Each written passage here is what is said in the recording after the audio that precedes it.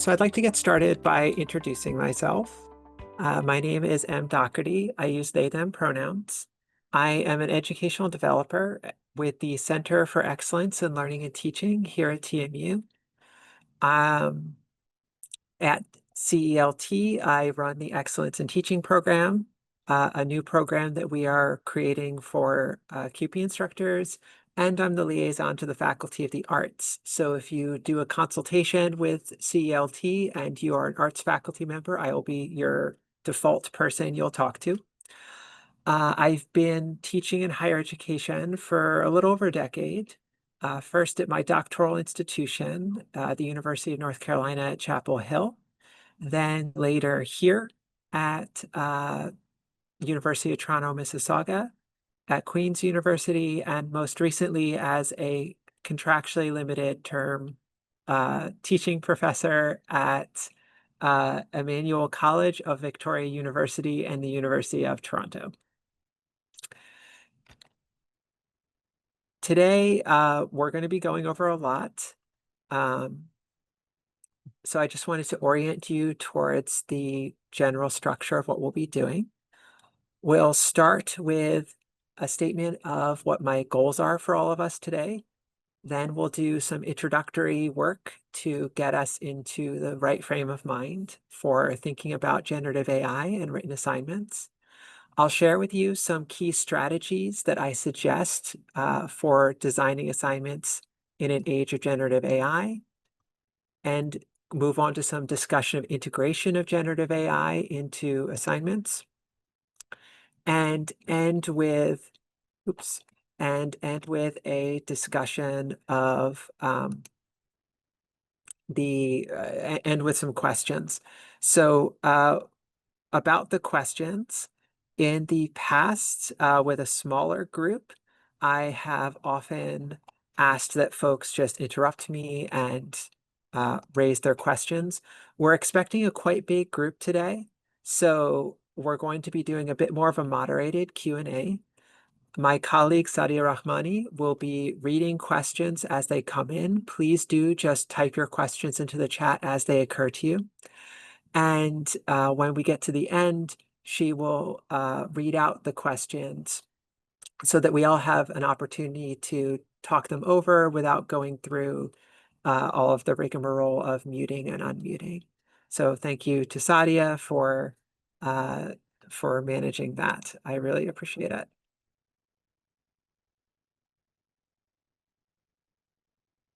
Okay.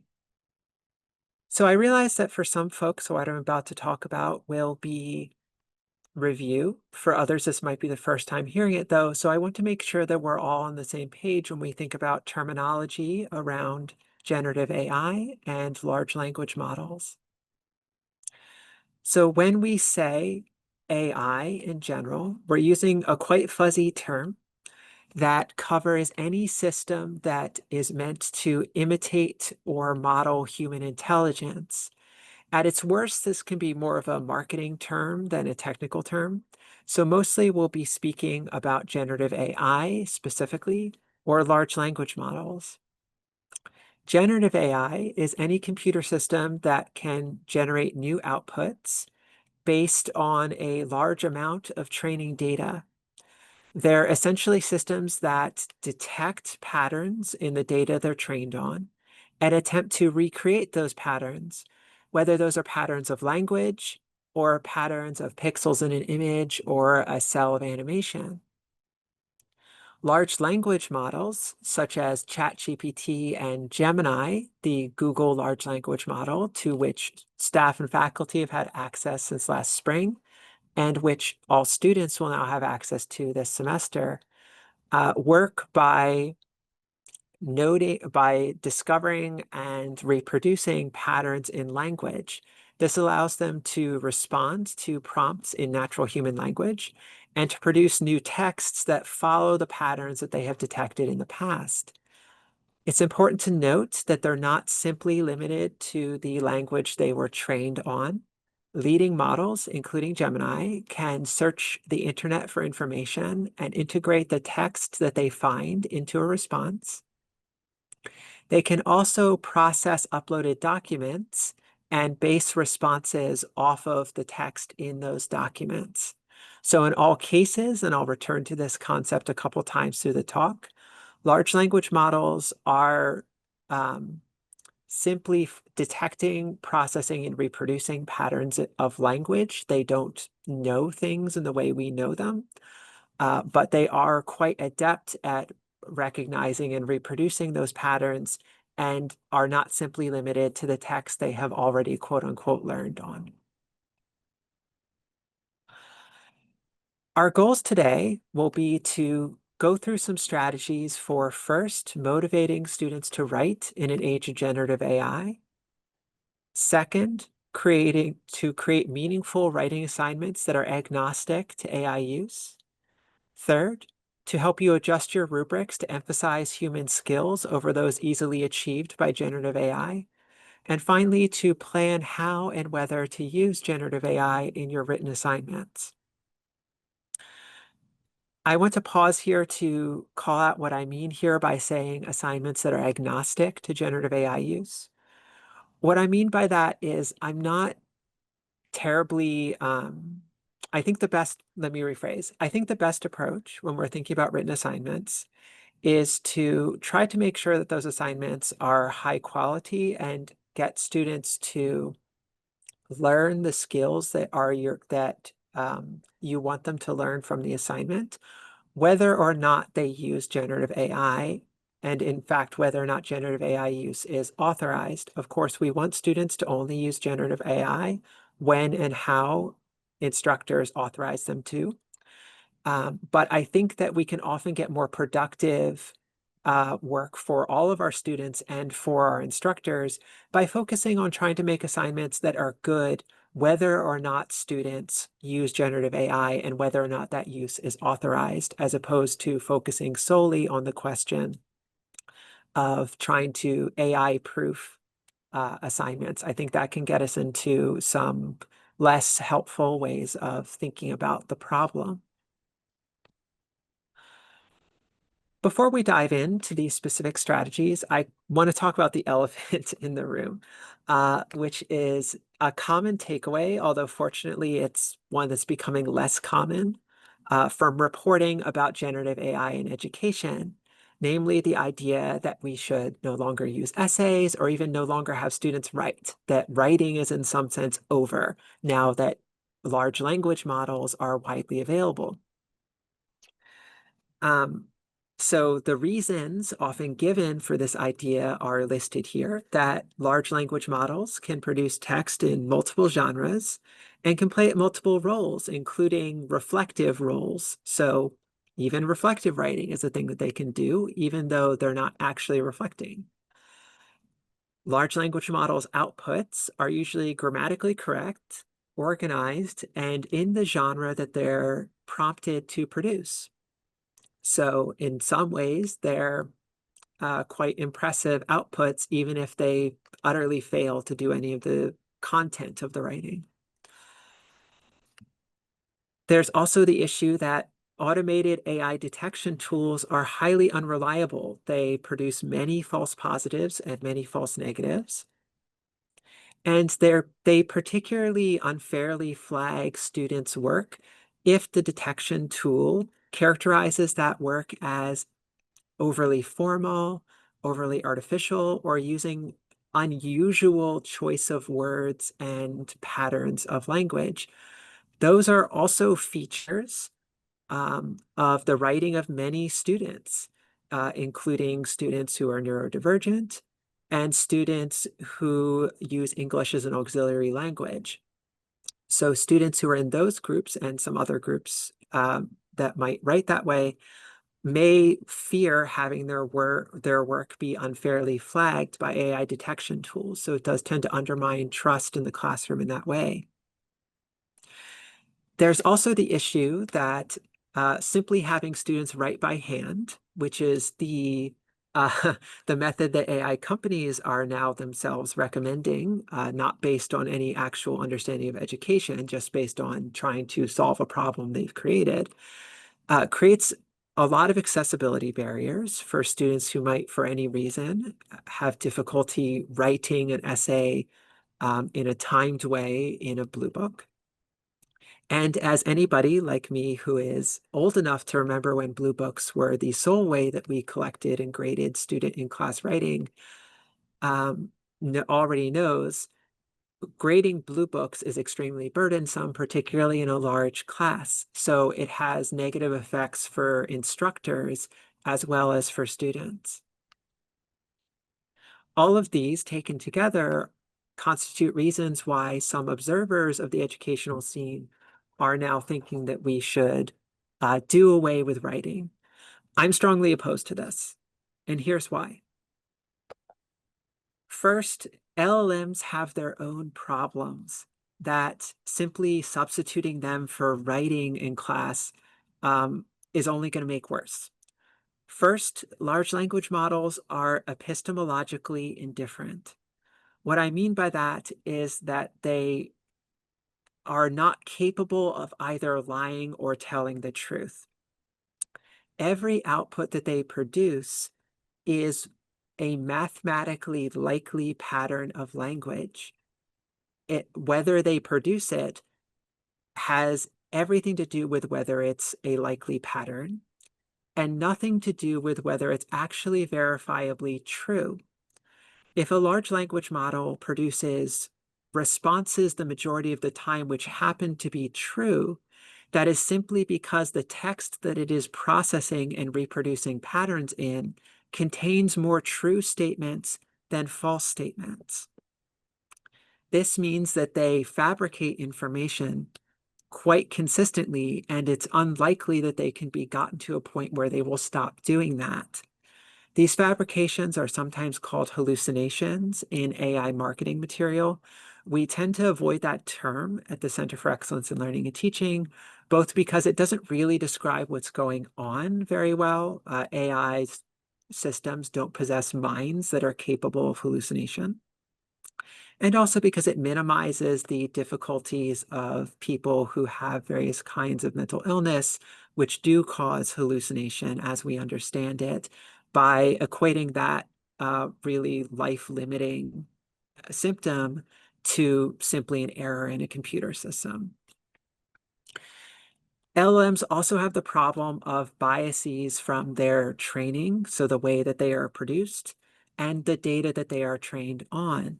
As you might already be thinking when I'm talking about how LLMs reproduce patterns that are likely in the text that they are trained on, much of that text contains information that is written from a specific point of view and may contain limited information, biased or limiting ways of framing problems, and any other host of issues that you might imagine if you think about the fact that most large language models were trained on, as far as we could tell, pretty much the majority of the publicly accessible English language internet.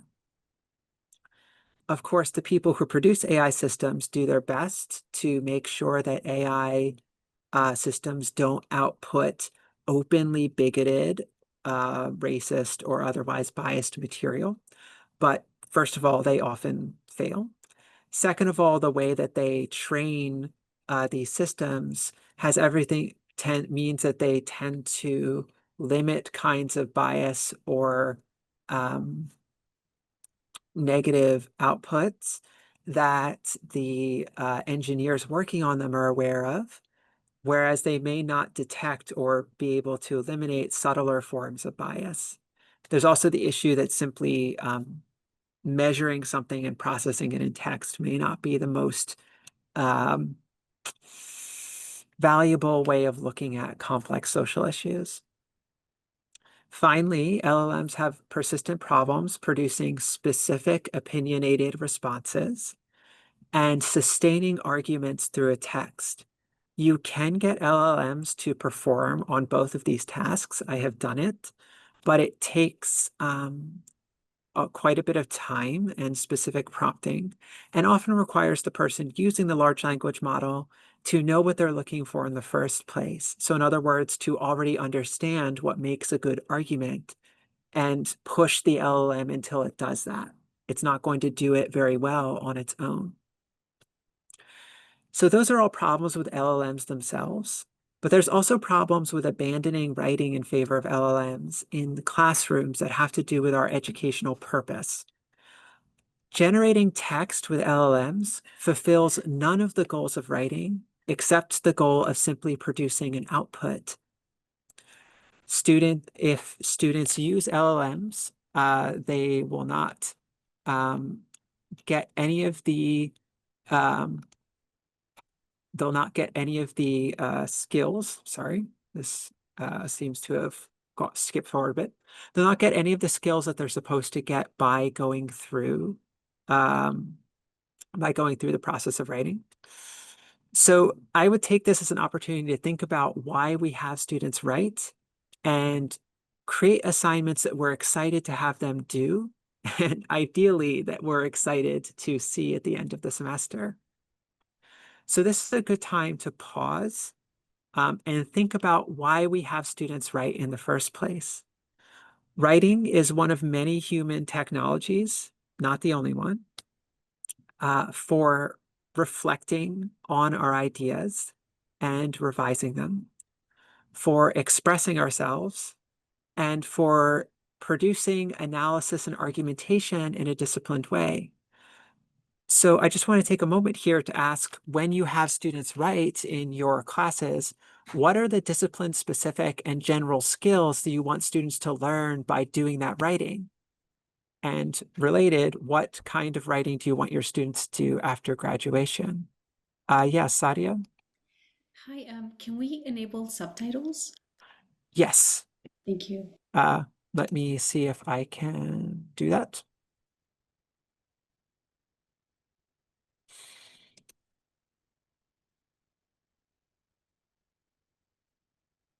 Um,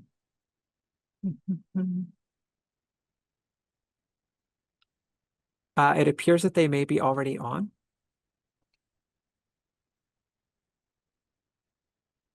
Okay, great. And then for those who want them on, you would have to enable captions, and then it will show up for you on your screen.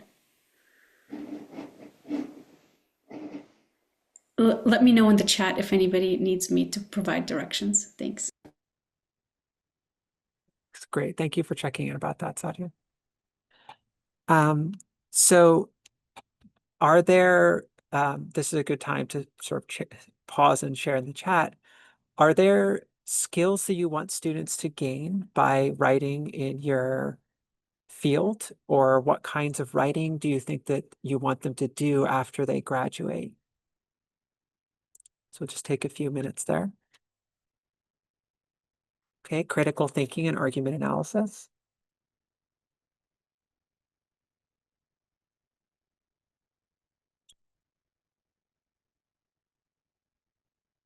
Falsification. Science communication. Okay, all right, seeing a different thing.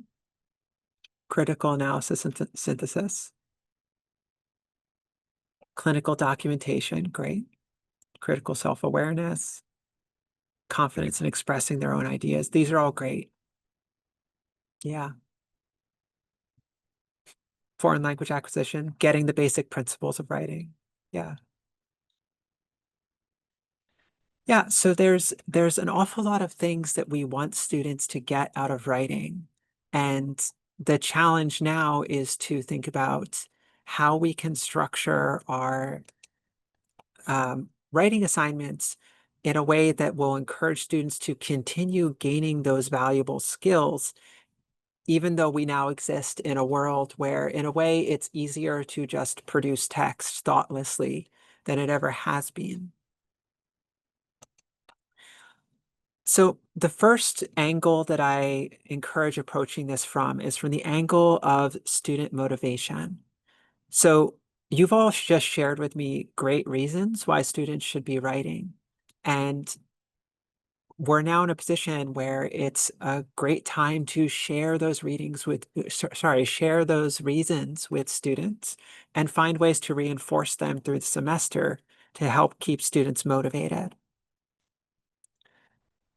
So the first way I recommend doing this is simply to clarify the connections you've already thought out between your writing assignments and the skills that you want students to develop. Most students do not come to university hoping that they will not become more knowledgeable and not become more skilled by the end of their time here. They don't enroll in classes hoping that they'll learn nothing. So this is a place where your interests and the interests of the students are strongly aligned.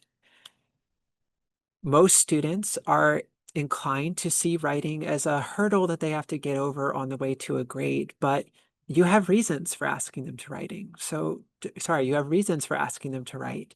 So this is a great time to talk them through and make sure that the way that you're marking students reflects those reasons. That's something we'll talk about in a little bit. We also all know that writing is hard, that it can be painful sometimes, and that there's ways in which that struggle and that friction is part of the learning that writing gives us. So I would recommend that you think about, are there ways that you can, first of all, talk to students about that? They may not understand that you also struggle with writing. And also ways to think about and giving class time over to practice, revision, and improvement, or structuring that into your marking. Again, we'll talk about that in a little bit. I also just recommend talking to your students about generative AI and writing in general. You've all probably given some thought at this point to what kinds of policies you'll have on your syllabus around generative AI, whether you want students to use it, and if so, how you want them to use it. I would recommend talking through that rationale with your students. If you're comfortable collaborating with students to create a policy around generative AI, this may be a great place to begin this conversation from. I would also recommend thinking about the genre of writing that you're assigning students to do.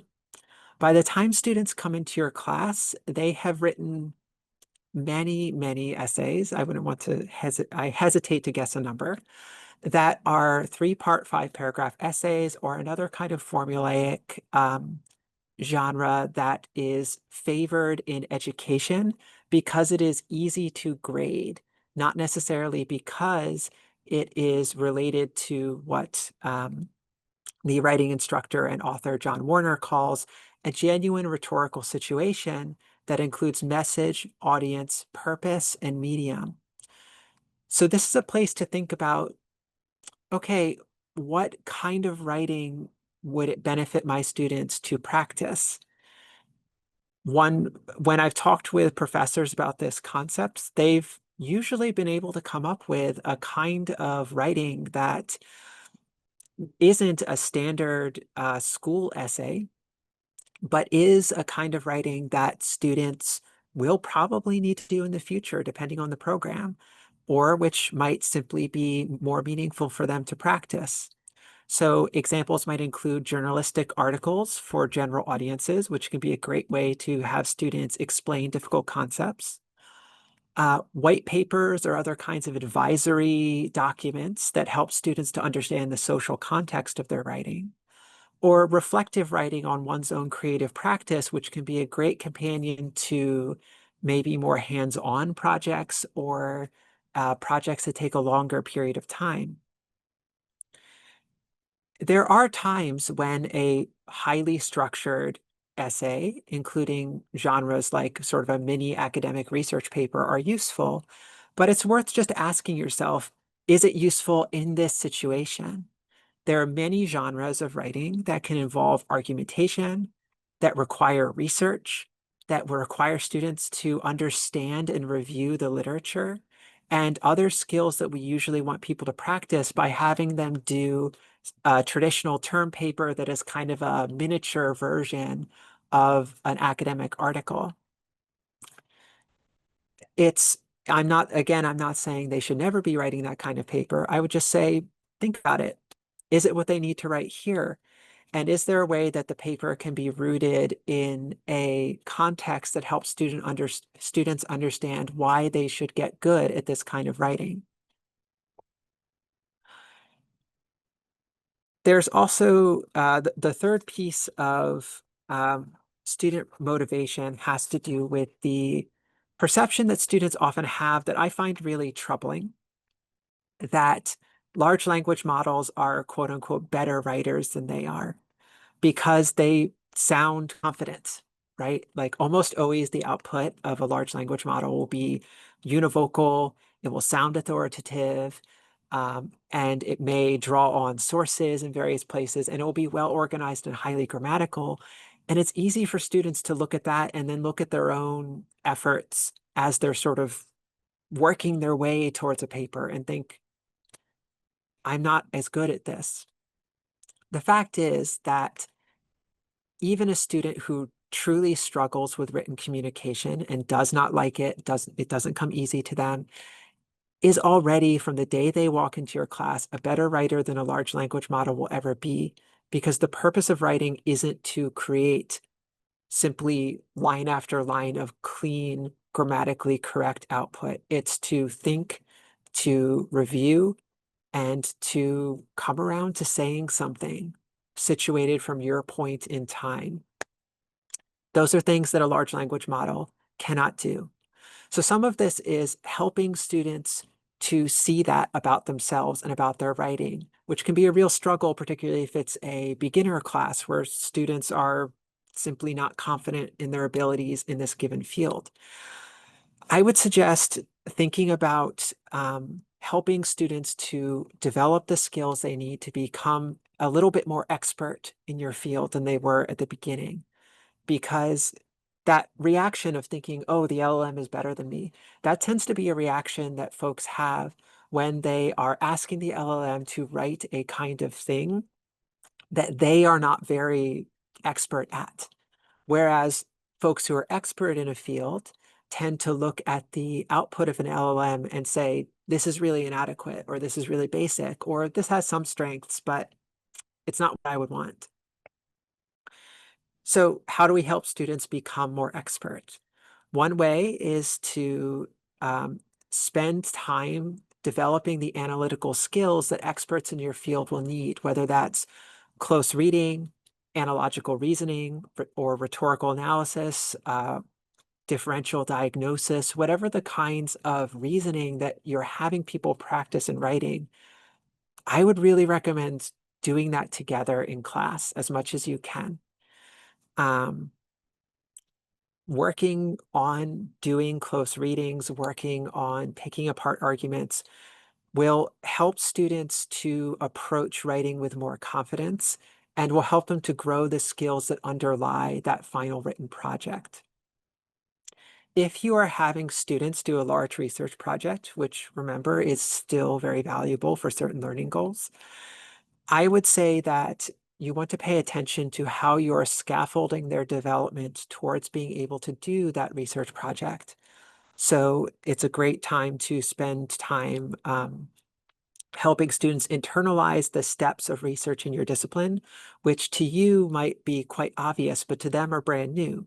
So how should they locate reliable sources? How can they integrate sources into their argument? You can connect with your subject area librarian here, and they should be able to help you think about how to integrate this kind of thinking about research, this kind of metacognition about how do we uncover new knowledge in this field into your class. Before I move on from the motivation piece, I want to talk about the question of what students think about generative AI. This is something where there's a lot of research still ongoing. I'm not trying to say that I have all the answers here, but what I have here are my takeaways from reading two large student surveys, which are linked to on the, if you click that link where it says two large student surveys, it'll take you to a slide that has the citations of surveys themselves about student use of generative AI in higher education. So there are a couple takeaways that I think are valuable to think with when we're thinking about students' motivation for writing specifically. The first is that in both surveys, most students use generative AI somehow at some stage of the writing process. The reason that they most often gave is to save time, which is something that given that many of our students are commuters or might be working other jobs, I would expect would be the case for many of our students at TMU as well. However, both surveys had questions that broke down how and why students use generative AI. And interestingly, most of them thought in both surveys that using it to directly draft an essay, so like plugging in your essay question and turning in what you get out, is dishonest and might lead to skill loss. Although they might do it anyway if they're pressed, nevertheless, they do think that it's wrong or dishonest. So for example, one of the two surveys is a large survey of students in the UK. And in that survey, half or more of them felt that it was acceptable to use a generative AI tool to explain concepts, to summarize articles, to help them with structure, or to help them with grammar. And I should point out here that tools like Grammarly already have AI built into them to do this kind of grammar help. 25% or less, however, thought that it was acceptable to simply generate text and submit it after some degree of revision. So the less revision involved, the fewer students thought that it was acceptable. Again, these are student responses to a survey. So there's all the problems associated with that. And just because students think something is wrong to do doesn't mean that they might not do it. But it does mean that there's likely to be more overlap than you might think between what you think is right and wrong when it comes to writing in class and what students think is and what students think is right and wrong, which means that you're in a better position to help them to make right choices. Students also have really mixed feelings in both surveys about generative AI, with many of the same worries that I've heard from faculty, like privacy, environmental impact, incorrect information, biased outputs, and skill loss. So all this means that if you do want to have those conversations about generative AI in your classroom, you may be surprised where students are coming from.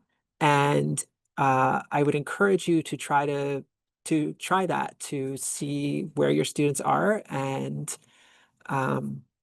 work with them to try to move them towards the kind of writing you want them to do in class.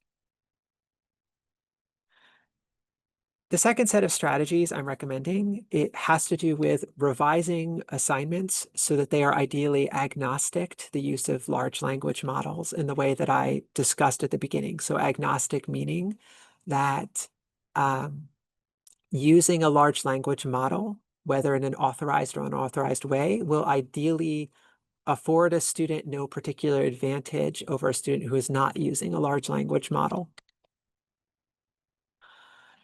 So my first tip for making a generative AI agnostic assignment is to focus in on encouraging process and reflection in writing. Large language models produce finished prose. Student writing is at its best when it isn't entirely finished, when it's iterative, when students are willing to revise and revisit what they've written before and incorporate that into future assignments. This means that I would recommend building in more stages of process and reflection in your assignments, and ideally rewarding students for doing well at those stages by grading them accordingly. So you might try graded or ungraded collaborative writing or brainstorming in class.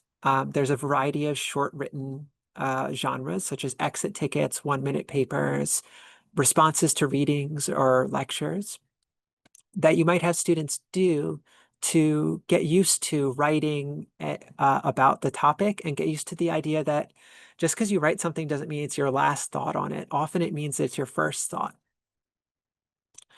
I would also recommend that when you have large written assignments, you think about ways to incorporate the revision process into that assignment, whether it's that students are marked on earlier stages of the assignment, or whether they turn in portfolios of revised work, whether they turn in reflections on how their thinking changed through the process, or simply whether they turn in outlines, drafts, and notes along with any final paper.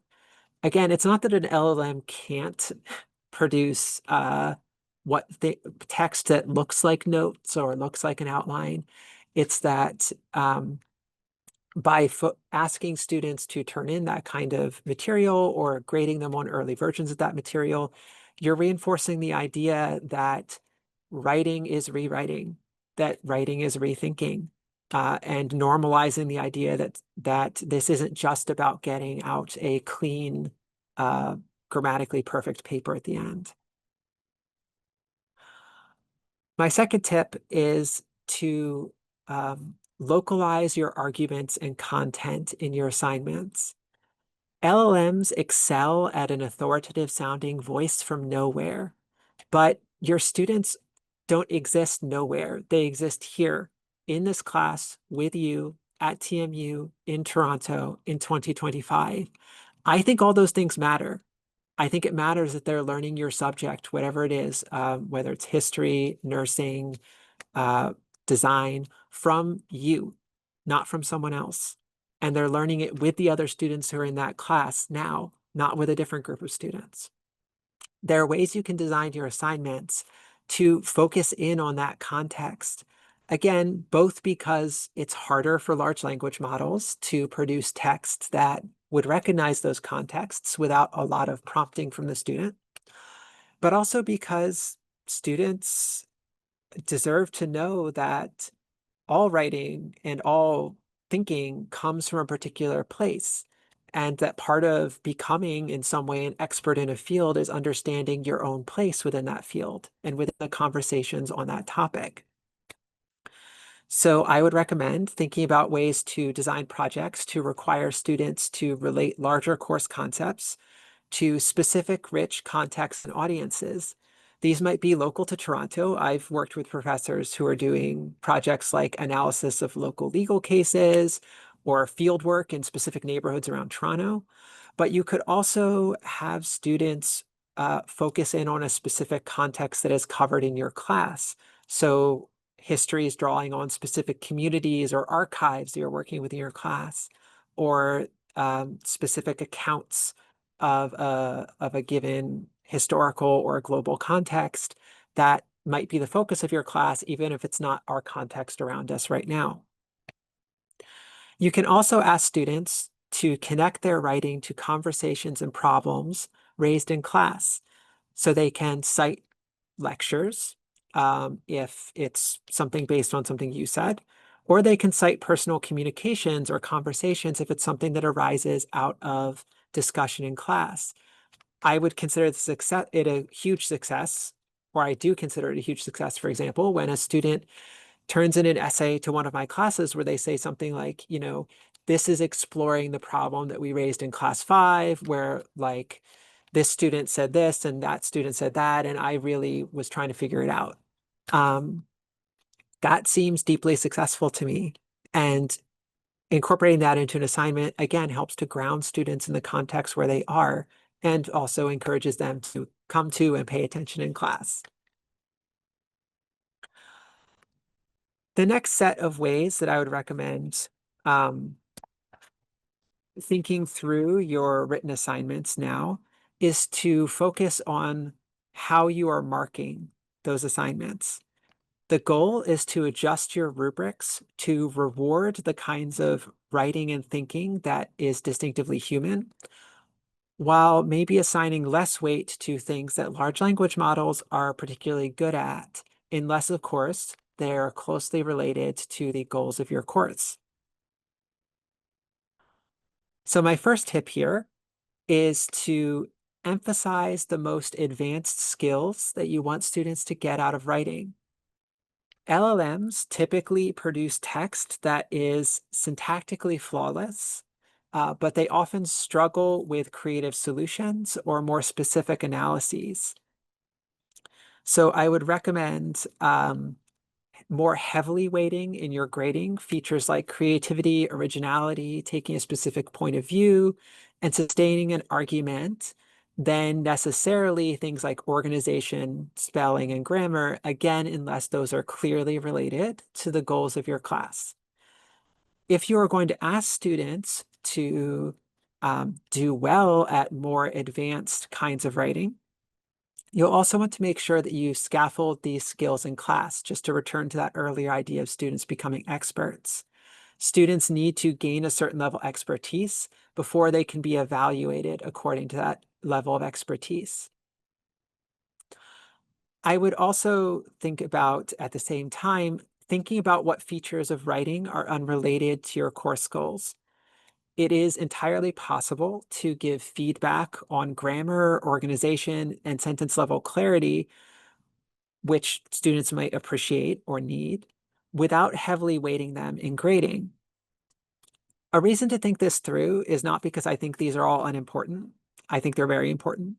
Um, but because student anxiety about getting points off for, say, missing out on subject-verb agreement, or using commas in the wrong place, or having a kind of messy paragraph, can often lead them to turn to LLMs at a very point when we would want them to not do that.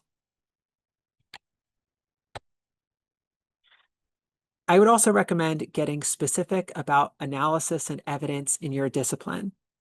LLMs very easily produce texts that superficially resemble arguments or analyses, but it is very difficult to get them to produce specific insights or to sustain an argument consistently according to expert disciplinary standards. Again, you can prompt and reprompt and iterate with an LLM to get a better kind of result, but that often requires you to understand what you're doing in the first place. So either way, students are learning how to do an argument. So I would recommend thinking about, what does an argument really look like in your discipline? How does analysis and argumentation work? What kinds of critical thinking do you want students to do? What counts as evidence? How should students incorporate that evidence? How do you reason from evidence to a conclusion?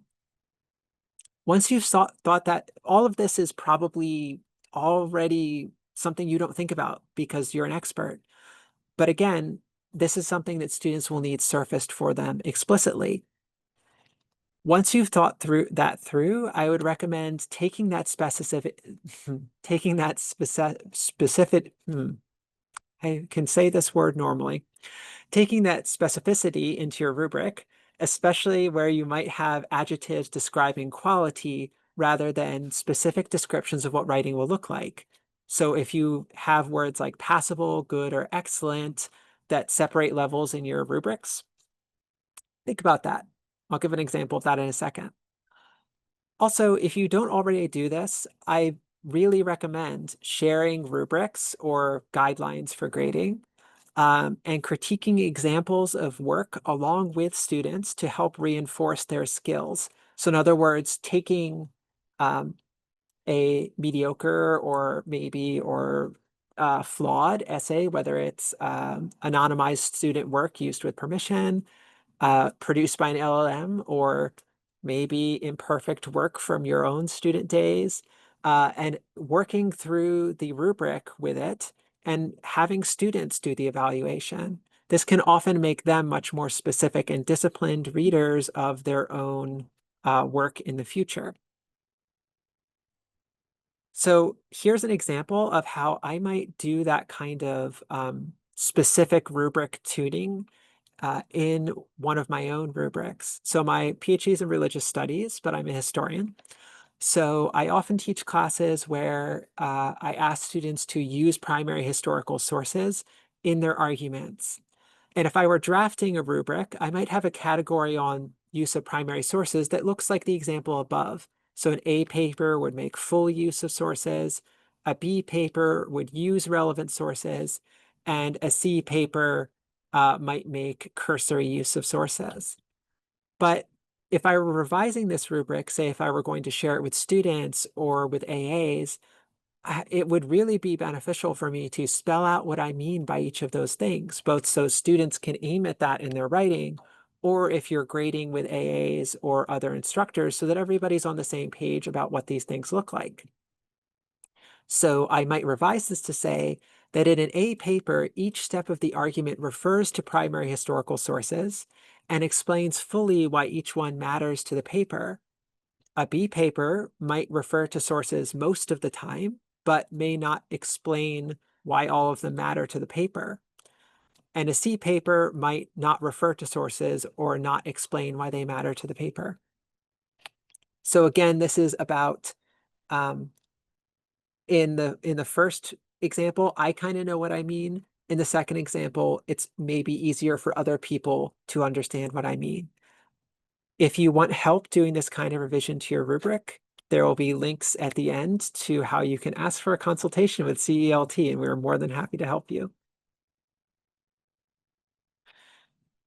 My final tip for adjusting how you're marking is to assign more weight to evidence of the process of research. LLMs can produce uploaded texts and respond to prompts about them. However, they often fabricate sources and they produce shallow readings of real ones, and they cannot reliably double check themselves.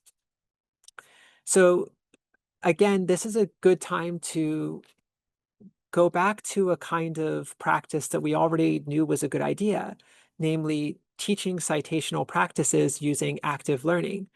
And this isn't just, in my mind, ideally, I don't think teaching citational practices is just about helping students avoid academic dishonesty, although that is an important part of it. It is also about helping them understand the way that knowledge is constructed in your discipline. A really cool moment for me as an instructor was when a student who had shown very little interest in history up to this point in a class raised his hand and said, "Wait, hold on. You mean that our idea, like history changes, like what we thought 30 years ago isn't what we think now?" And that was a really cool moment because he was in the process of learning how historians create knowledge. We all know that citational practices are important to the acknowledgement of a conversation that your work is situated within. Help students to see that conversation. Talk to them about issues with how LLMs frequently fabricate sources. And in a more practical tip, maybe, you can require that students give you permalinks to the TMU library webpage for the source that they're using, or to another permanent source for the information in their citations. This is meant to help you have an easier time verifying that a student is using only real sources to construct their argument. So in our last few minutes here, before we get to questions, I want to briefly talk about integrating generative AI into your written assignments. So we're moving away from the question of sort of larger design issues to that are agnostic to generative AI to saying, okay, what if you are using generative AI? I wish I could tell you, use AI in this part of the writing process, but not this part of the writing process.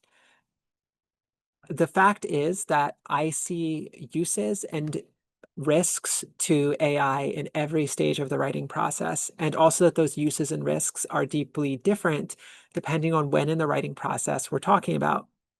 So obviously, if a student simply generates an essay and turns it in, they've probably learned nothing. We can put that to one side. But what if the student uses generative AI in a more thoughtful way, or maybe a way that you've guided them to? Here's what I see happening. Students might use generative AI in the research process to get quick summaries or a springboard for questions and follow-up. That's a potential use.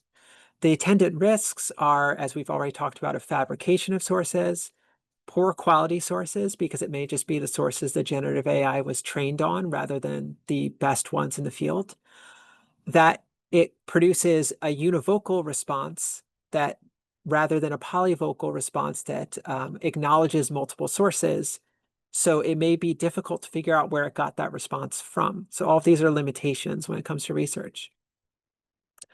Some students might use generative AI as part of their brainstorming process in writing. Generative AI can rapidly produce multiple ideas, hundreds even, and asking them for more is better. However, there is an issue here with the canalization of thought. So by what I mean by canalization or canalizing thought, refers to the process whereby exposure, particularly early exposure to a particular way of organizing information or framing a problem, may close off options that students might otherwise have taken or short-circuit creative insights down the road. So multiple studies of AI and creativity, this is again an ongoing research process, but already multiple studies of AI and creativity have now noted a similar phenomenon where individuals working with AI often report greater creativity in problem solving. They'll say, hey, I thought of more potential solutions because I was working with the AI. However, when multiple people or multiple groups are all using AI for brainstorming, their solutions converge towards each other's. So it reduces creativity across individuals and across groups. My hypothesis about this has to do with this concept of canalization, that when you use AI in brainstorming, there's always the risk that it will guide your thinking back towards the kind of linguistic average that a large language model is very good at reproducing. Later on in the writing process, students might use large language models to better understand what you're asking them for in an assignment. So they might ask it to produce examples of a genre or examples of what a piece of writing that met your writing assignment might look like. The risk there is that students might confuse good form with good content, and that they're unlikely to get a ton out of those examples unless they have a guide, ideally from you, for what they should be reading for. Sorry. Later on in the process, students might want to use AI to organize a paper, so say make an outline from notes. Again, the risk here is that this can produce an overly predictable or formulaic paper. So AI systems tend to produce on the one hand, on the other hand, who can say kind of thesis, antithesis, synthesis structure.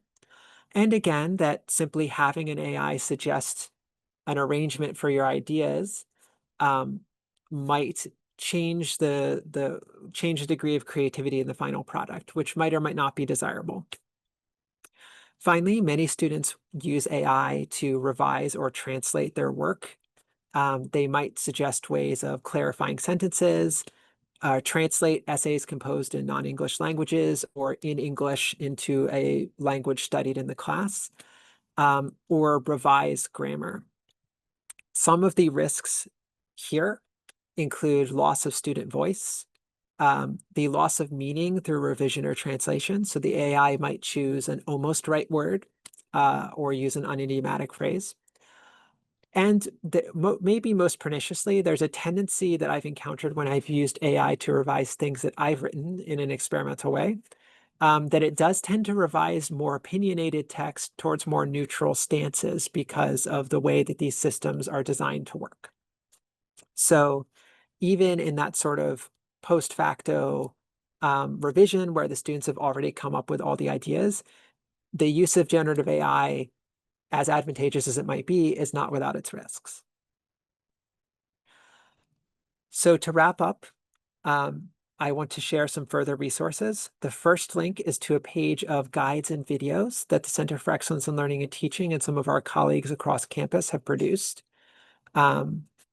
You can also contact CELT directly for help with any of the techniques that I've talked about today, or really anything to do with teaching.